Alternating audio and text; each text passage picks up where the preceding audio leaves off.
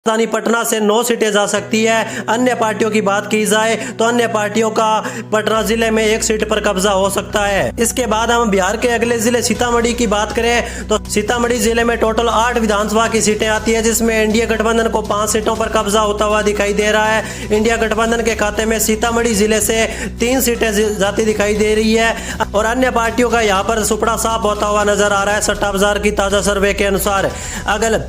तो चलिए अगले जिले की बात करते हैं। बिहार का अगला जिला शिवर जिले में केवल 1 विधानसभा सीट है और शिवर की विधानसभा सीट आरजेडी और कांग्रेस गठबंधन इंडिया के खाते में जा सकती है। इसी के साथ अगले जिले की बात की जाए तो बिहार का अगला जिला आता है सारण।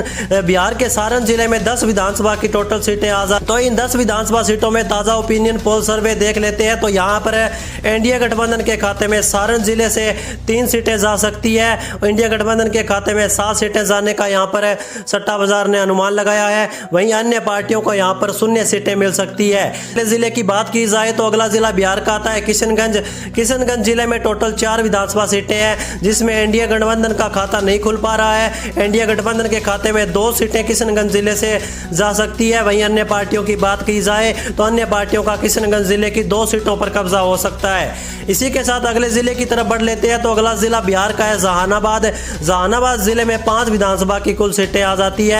तो इन 5 सीटों में से इंडिया गठबंधन के खाते में 1 सीट जाती दिखाई दे रही है। इंडिया गठबंधन के खाते में 3 सीटें जा सकती है सट्टा बाजार की ताजा सर्वे के अनुसार। अन्य पार्टियों को 1 सीट जहानाबाद से मिल सकती है।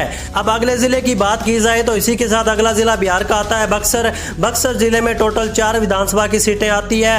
तो इन 4 विधानसभा सीटों में ताजा ओपिनियन पोल सर्वे यहाँ से देख लेते हैं, जिसमें इंडिया गठबंधन के खाते में 2 सीटें जा सकती है।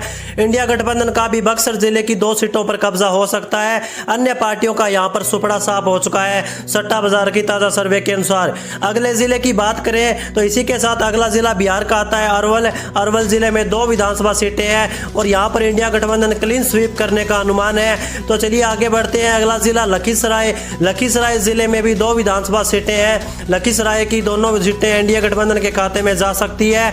इंडिया गठबंधन और अन्य दलों का यहां पर खाता भी नहीं खुल रहा है सट्टा बाजार की ताजा सर्वे के अनुसार।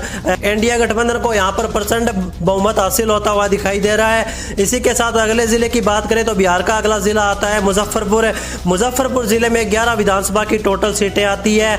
इन 11 विधानसभा सीटों में ताजा सर्वे ओपिनियन पोल यहां से देख लेते हैं तो इंडिया गठबंधन के खाते में यहां से 4 सीटें जा सकती है। इंडिया गठबंधन के खाते में मुजफ्फरपुर जिले से 7 सीटें जाने का अनुमान है। अन्य दलों की बात करें तो अन्य दल यहां पर भी अपना खाता नहीं खोल पा रहे हैं। तो चलिए आगे बढ़ते हैं। इसी के साथ अगला जिला बिहार का है मधेपुरा जिले में 4 विधान